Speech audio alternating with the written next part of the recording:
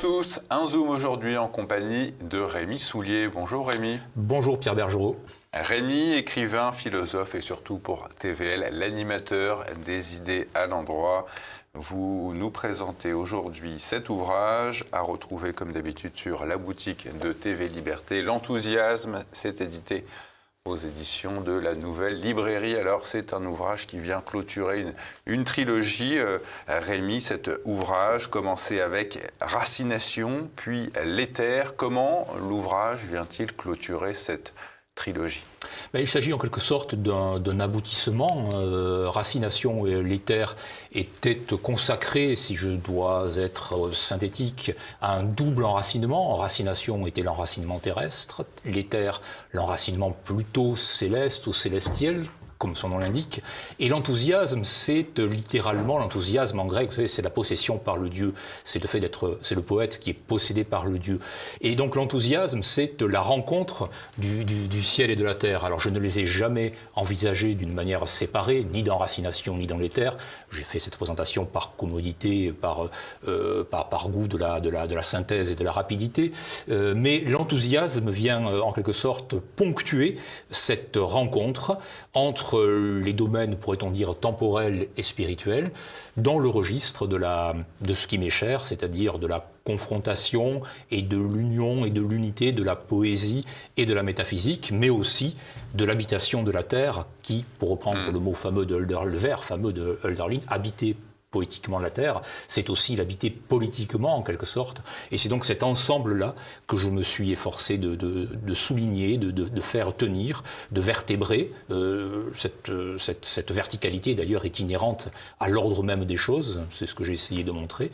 Donc la ponctuation, c'est ça, c'est cette rencontre effective du Dieu dans le poète, et à travers le chant du poète, bien entendu, ce que signifie littéralement l'enthousiasme. Mais parce que l'enthousiasme communément admis référerait plutôt à une attitude positive. Vous avez une définition un peu différente. Là. Oui, c'est-à-dire que l'enthousiasme, effectivement, dans l'acception du terme aujourd'hui, comme l'acception de bien d'autres termes, est assez galvaudée, assez banalisée, et elle perd en substance et en sens. L'enthousiasme, aujourd'hui, c'est souvent fin. C'est aussi, dans ses variantes les plus dégénérées, une espèce de volonté entre guillemets, de positiver, comme l'on dit, enfin, c'est-à-dire d'avoir une attitude affirmative à l'endroit de l'existence, à des fins de développement personnel ou que sais-je, ceci entrant dans une logique de marché d'ailleurs générale, globale. Bon, ce n'est pas du tout dans cette perspective-là que je me situe. La possession par le Dieu dont il est question, c'est une possession qui est celle-là même de l'inspiration. C'est-à-dire que le poète et l'essayiste, en l'occurrence, sont en quelque sorte ouverts à des influences supérieures. C'est Stanislas Breton qui, dans un ouvrage consacré à la poésie, parlait de la fonction méta. Méta, c'est ce qui est au-dessus, c'est ce qui est au-delà. Et c'est cette ouverture à l'au-delà qui fonde l'enthousiasme. On est aux antipodes, évidemment, de toute espèce de vision édulcorée, faussement ravie, faussement, naïvement idéaliste, en quelque sorte, de l'existence. Cette possession-là est une affaire sérieuse, parce qu'elle met en jeu précisément le chant et la gratitude que le poète manifeste à l'endroit de l'existence. Et c'est cette gratitude de fond qui est l'objet de l'enthousiasme lui-même, d'une forme de félicité et de joie. C'est-à-dire qu'au-delà des déconvenus, au-delà des deuils, des douleurs, puisque la vie est aussi tragique, bien entendu, nous ne le savons que trop, il y a, de mon point de vue, c'est le point de vue que je défends, il y a cette puissance de l'être qui est un socle, qui est stabilisatrice et qui l'emporte très largement sur cette vision douloureuse de l'existence que l'on n'est que trop enclin à développer, à avoir aujourd'hui, puisque nous sommes dans une ère profondément nihiliste, profondément négative. Mais je crois qu'il faut le prendre en pleine face, il faut prendre cette négativité-là en pleine face, mais ne pas cesser de porter les yeux sur ce qui vient la dépasser, sur ce qui vient la transcender. C'est pour ça que l'enthousiasme, de mon point de vue, sans naïveté, encore une fois, l'emporte. Alors Rémi Soulier, vous établissez un lien entre la poésie et la métaphysique, deux champs a priori assez différents. Comment vous les réunissez dans votre ouvrage ? Ben justement, je crois qu'il ne faut et pas... qu'est-ce que c'est la métaphysique au fond déjà ? Oui. Ben, la métaphysique, c'est un terme qui a plusieurs acceptions. On peut la voir comme discipline scolaire, académique, comme étant l'une des branches, en quelque sorte, de l'enseignement philosophique, avec l'ontologie qui s'intéresse à l'être, donc à la question de l'être.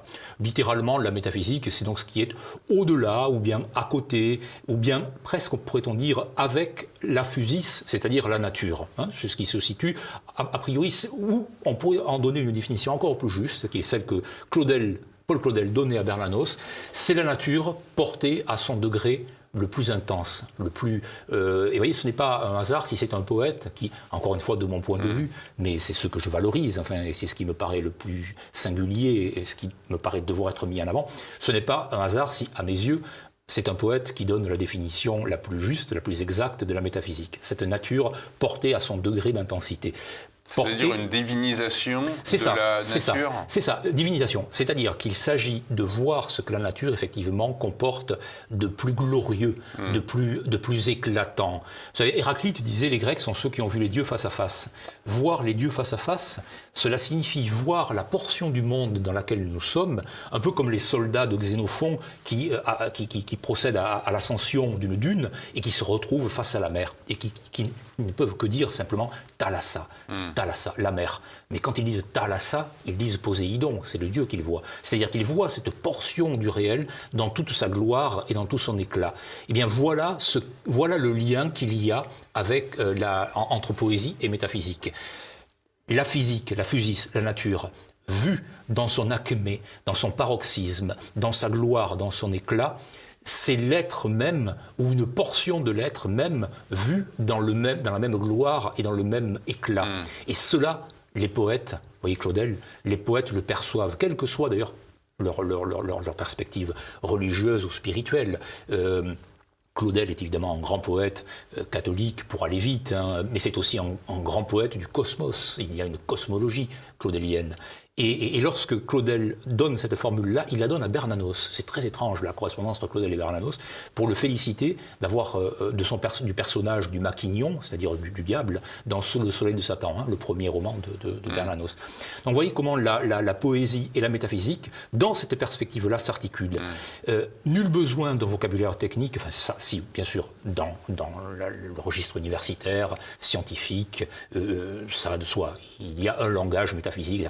Dans le domaine qui m'intéresse, qui est le domaine littéraire, poétique et métaphysique, mais en un sens beaucoup plus vaste, la distinction entre les deux ne vaut pas. J'ai évoqué Claudel, prenez René Char, par exemple. Nous avons là aussi un poète qui est un poète métaphysicien, René Char étant lui-même un grand lecteur des présocratiques. Donc c'est dans cette école de pensée, qui n'est pas liée à quelque confession que ce soit, que je vois la concrétisation de la captation de la beauté du monde, et donc de l'être, dans son intensité. Cette poésie que vous décrivez comme un vecteur de savoir, qu'est-ce qu'elle nous enseigne sur nous-mêmes, sur l'homme ? Alors, elle nous enseigne, c'est précisément cet enseignement est d'une grande profondeur. Je crois qu'elle nous enseigne, non pas à nous défier de la raison, mais à laisser la raison à la place qui doit être la sienne. Pascal disait, 2 excès, exclure la raison, n'admettre que la raison. Le poète est celui qui va dépasser la raison par le haut. Il y a 2 manières de dépasser les choses en général, soit par le haut, soit par le bas. Si on dépasse la raison par le haut, nous nous situons dans ce que j'appelle le domaine métaphysique. Si on la dépasse par le bas, nous nous situons dans le registre que Freud appelle la psychose, c'est-à-dire la folie au sens pathologique du terme. Eh bien, je crois que le poème nous apprend intuitivement, donc en faisant l'économie du raisonnement discursif de la raison, on passe de A à C, à partir de B, etc., donc d'une manière très ordonnée, très discursive, ça a sa raison d'être. Et cette raison d'être est très efficace d'un point de vue technique. Mais elle ne nous dit rien de ce que nous sommes. Et ce que nous sommes, nous le percevons dans un au-delà de la raison. Pas un en deçà, mais un au-delà. Et le vers poétique, le vers du poème, c'est celui qui, avec une fulgurance inouïe, va nous va nous éclater au visage, en quelque sorte. La fulgurance rimbaldienne. La fulgurance rimbaldienne, par excellence, bien entendu. Et c'est là que nous allons avoir, que nous serons en adéquation, véritablement, avec nous-mêmes et avec le monde. Que on cessera de se penser comme séparés, en quelque sorte. On ne va pas multiplier les barrières et les séparations, mais on va percevoir les choses d'une manière unitive. Le divin est partout dans votre ouvrage, Rémi. Pourquoi cette récurrence ? Parce que je crois que la poésie au XXe siècle est le dernier réceptacle du sacré. Alors le sacré ou le saint, les deux choses sont différentes et je ne vais pas entrer dans le détail. En tout cas, ce n'est pas ma perspective non plus. Mais enfin, on peut prendre acte de ce que le sacré n'est pas le saint si on est dans une perspective très très radicalement monothéiste d'un côté ou plus cosmologique de l'autre. Peu importe. Le poète est celui, me semble-t-il, qui dans l'époque nihiliste dont nous parlons, que l'on a évoqué, ne cède rien sur le sacré. Voyez Hölderlin, il prend acte de ce qu'il appelle la volte des dieux, c'est-à-dire le fait que les dieux se soient détournés. Et Hölderlin prend acte aussi de l'ascension du Christ. Et il comprend l'ascension du Christ comme étant aussi un départ, un départ de la terre, indépendamment de la question des sacrements, etc. On excède, là encore une fois, le registre purement confessionnel. Mais le poète va conserver, lui, le sens des dieux enfui ou détourné, et il va voir dans ce cosmos, dans cette thalassa que j'évoquais, dans cette mer de Xénophane de Colophon, il ne cessera pas de voir cet éclat. Et cet éclat est le sacré lui-même. Le poète ne renonce pas au sacré, malgré la laideur, malgré l'avilissement, malgré l'enlaidissement permanent. On a ça sous les yeux en permanence. Malgré ce fait-là, le poète est celui qui va percevoir une dimension dans ce qui apparaît, qui n'y est pas réductible, à la pure sensation. Baudelaire lui-même reconnaissait que toute sa poésie lui venait de Dieu. Oui, par exemple, mais bien entendu. Il était un vecteur seulement de cet art. Oui, c'est-à-dire que Baudelaire, évidemment, s'inscrit dans cette tradition-là, qui est celle de l'inspiration. Alors l'inspiration, aujourd'hui, ça fait rire, c'est une notion voisine de l'enthousiasme, d'ailleurs. L'inspiration, ça suppose le souffle. Mais ce souffle-là, qui est intérieur au poète, et qui est immanent au poète, est également donné. Même Paul Valéry, qui est évidemment quelqu'un d'extraordinairement intelligent, de supérieurement intelligent, au sens de la rationalité. Donc il va construire ses poèmes, les élaborer rationnellement. Lui-même nous dit le premier vers, ou en tout cas un vers d'un poème, qui sera premier, central, terminal, peu importe. Le premier vers est donné, même à Paul Valéry. Eh bien c'est ça, ce sur quoi moi je ne cède pas et ce sur quoi je n'abdique pas, c'est ce souffle initial, c'est cette âme initiale. Si on renonce à l'âme, on finit par renoncer au corps lui-même et le corps lui-même finit par s'effacer, ce à quoi nous assistons aujourd'hui. Plusieurs poètes arrivent dans votre ouvrage. On peut citer Rainer Maria Rilke, François Augerias, Benjamin Fonda, nous-mêmes Ezra Pound, avec un destin tout à fait particulier, et même Dominique Vénère, qui n'était a priori pas forcément un poète. Qu'est-ce qui vous inspire, cela ? C'est très intéressant que vous fassiez cette remarque-là, parce que je ne crois pas jusqu'ici dans notre conversation avoir cité l'un de ces poètes. C'est très curieux, alors qu'il se trouve en effet dans le livre, et que c'est très révélateur, et je crois que c'est assez éloquent de ce qui se passe dans le poème, indépendamment des poètes que j'ai choisi de mettre en exergue, ou en tout cas dont il m'a paru important de parler, pour des raisons précises certes, mais on retrouve ce discours-là partout, chez Claudel, chez Valéry, enfin c'est une trame. Alors en ce qui concerne ces poètes, oui, à des titres divers, ce sont tous des poètes qui ont été confrontés de manière directe à la philosophie. C'est le cas de Benjamin Fonda, c'est le cas d'Ezra Pound, qui était un grand lecteur des néoplatoniciens. Plotin, par exemple, philosophe néoplatonicien, occupe une place non négligeable dans les cantos. Donc l'accès, c'est le cas de Lucian Blaga, également, grand poète roumain, à qui je consacre un chapitre, poète, philosophe, métaphysicien, essayiste. Donc l'union en quelque sorte de la poésie et de la métaphysique chez eux est assez directe. Et Dominique Vénère, vous avez tout à fait raison d'être étonné. Il se trouve que j'ai relu Dominique Vénère d'une manière un peu cursive, un peu systématique pour travailler à une étude sur son œuvre, et je me suis aperçu, même s'il n'était pas poète à proprement parler, il se définissait lui-même, on le sait, comme historien méditatif, je me suis aperçu, dans son dictionnaire amoureux de la chasse en particulier, qui est un de ses grands livres, c'est-à-dire un de ceux dans lesquels il va donner un panorama assez vaste de ses perceptions, de ses sensations et de ses réflexions, je me suis aperçu à quel point la relation qu'il entretenait avec la nature, avec le monde animal, avec les grottes, avec les cavernes, avec le sous-sol, avec les arbres, avec les forêts, à quel point ce rapport ressortit de la poésie également, même si c'était un prosateur, bien entendu, comme François Augiéras d'ailleurs, qui n'a jamais écrit à proprement parler de poème, mais dont la prose est très poétique. Mais la perception de cette fameuse nature perçue à son degré le plus élevé, dans la perspective de Dominique Vénère, est tout aussi palpable. Ces poètes qu'on voit habituellement assez loin de la politique, qu'est-ce qu'ils peuvent nous apprendre en la matière ? Bien, je crois justement qu'ils peuvent nous apprendre à habiter le monde dans toutes ses dimensions. Ils peuvent nous apprendre à rejeter les tentations ténébreuses de ce fameux nihilisme, même si eux-mêmes ont pu connaître, comme dirait Bernanos, la tentation du désespoir. Baudelaire le premier, qui rejetait le progrès, oui. Et qui vivait il souffrait de la maladie, et puis même mentalement, il était très troublé. Quoi. Oui, bien entendu.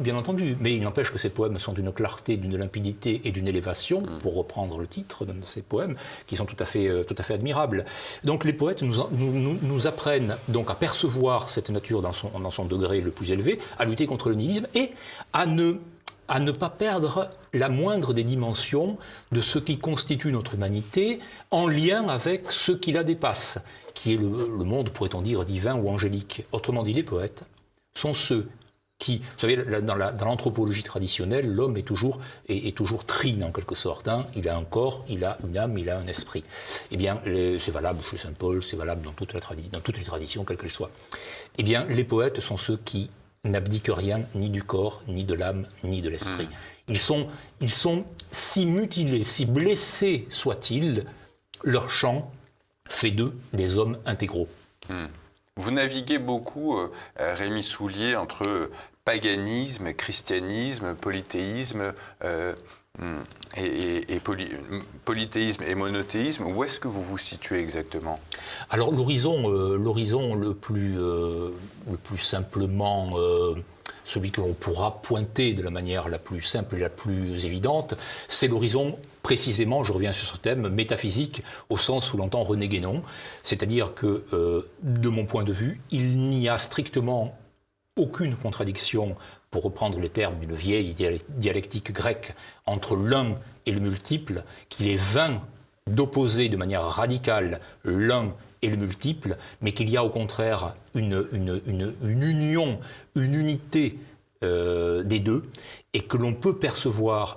Le drame d'une unité, d'un un, donc, qui serait perçu de manière radicalement transcendante, c'est qu'il finit par s'éloigner et qu'on finit par le perdre de vue.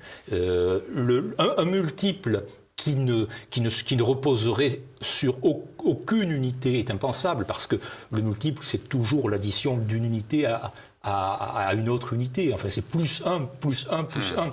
Donc, les deux doivent être tenus ensemble, conformément au degré d'être auquel nous nous appartenons. C'est-à-dire que nous sommes multiples par notre corps, par ses pulsions, par ses instincts, par ses désirs, par ses aspirations, et nous sommes un également par notre esprit, qui essaie de... Vous savez, c'est l'attelage ailé de Platon, hein, avec les deux chevaux, mais avec le pilote, le conducteur du char. Et c'est cette unité qu'il faut s'efforcer de faire en nous, mais sans rejeter la multiplicité. La Trinité, 3 en 1. Vous êtes un chrétien qui s'ignore, Rémi Soulier ? Qui s'ignore pas, je suis tout à fait... Je m'inscris, vous savez, depuis mon baptême, dans une tradition religieuse que j'ai fini par entendre d'une manière sans doute qui n'est pas très orthodoxe, qui est même à certains égards très hétérodoxe. Mais enfin, le discours que je tiens n'aurait pas horrifié un maître Eckhart, par exemple. Je ne pense pas. Et là, nous avons un grand théologien et un grand mystique européen. Alors, vous classez Platon parmi les poètes, alors qu'il est réputé avoir justement chassé ces poètes avec sa République. C'est quoi les limites de la poésie, en fait ? Ben justement, dans la perspective qui est la mienne, ces limites sont toujours, on peut toujours les repousser. Un platonisme scolaire ou paresseux, en effet, nous explique qu'avec raison, il y a des propos dans la République de Platon très explicites où il chasse les poètes. Bon, et puis, nul n'entre ici s'il n'est géomètre. C'est un moment de la réflexion de Platon. Mais l'autre moment que l'on oublie toujours, ce sont les moments marqués par un certain nombre de dialogues. Le ion, le phèdre, le banquet, peu importe.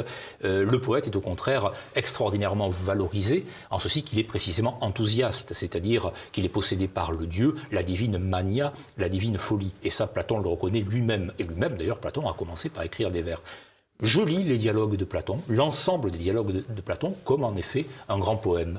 Dès lors que nous avons affaire à l'itinéraire d'une âme qui ne se limite pas à la pure rationalité, à la raison ratiocinante, dès lors que l'on a affaire à une pensée pour laquelle l'environnement cosmologique de l'homme est tout à fait fondamental, même si Platon voit également au-delà du cosmos, ce qu'il appelle le monde hyper-ouranien, au-delà d'Ouranos, au-delà du ciel, cet ancrage-là, cet ancrage profondément grec, cette manière très grecque d'aborder l'existence, me paraît éminemment poétique et méditerranéenne en quelque sorte. On a un style avec vous, Rémi Soulier, très elliptique, très allusif, on est dans l'évocation. Est-ce que vous n'avez pas peur de perdre vos lecteurs un peu ? Ben, c'est un risque, c'est-à-dire que la manière dont j'écris est délibérément synthétique et elliptique. J'aime aller vite, j'aime les raccourcis, j'aime la vitesse. J'aime beaucoup la phrase de Picasso, vous savez, qui disait « je ne cherche pas, je trouve ». On peut prendre cette phrase-là dans un sens complètement, dans un contresens qui consisterait à dire quel orgueil Picasso. Bon, certes, ça me vient comme ça. Quoi. Il peut se le permettre, il a du génie, mais en fait non, c'est une grande marque d'ouverture à ce qui descend sur soi. Et cette idée que... D'humilité, ouais. Oui, d'acceptation, d'ouverture. Cette idée donc que la recherche, même si elle est nécessaire, hein, c'est tout le grand thème de la quête du Graal, bien sûr que je cherche le Graal moi aussi, mais il m'arrive de trouver. Voilà, il m'arrive de trouver.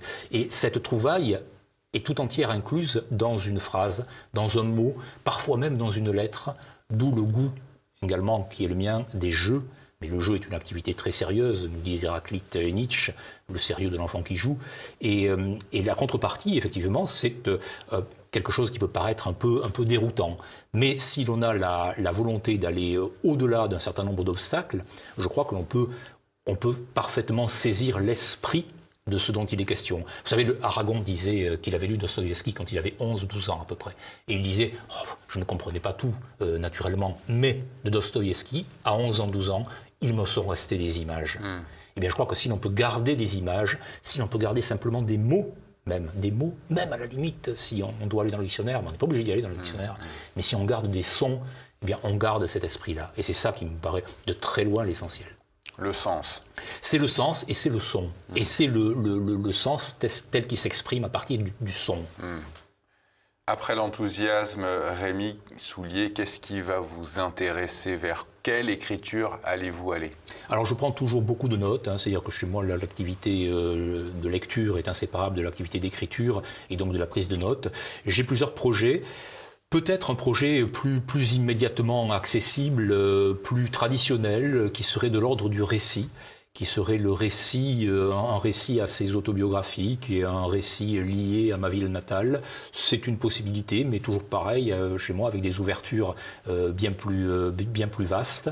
Donc c'est un projet, je prends des notes en ce sens. Une ville du Sud à entendre votre accent. Une ville rouergate, effectivement. Je me fais, chaque fois que je le peux, le chantre du Rouergue, c'est-à-dire de l'actuel département de l'Aveyron, qui est cher à mon cœur. Oui. L'enthousiasme, c'est votre ouvrage à retrouver sur la boutique de TV Liberté. Merci à vous, Rémi. Merci à vous.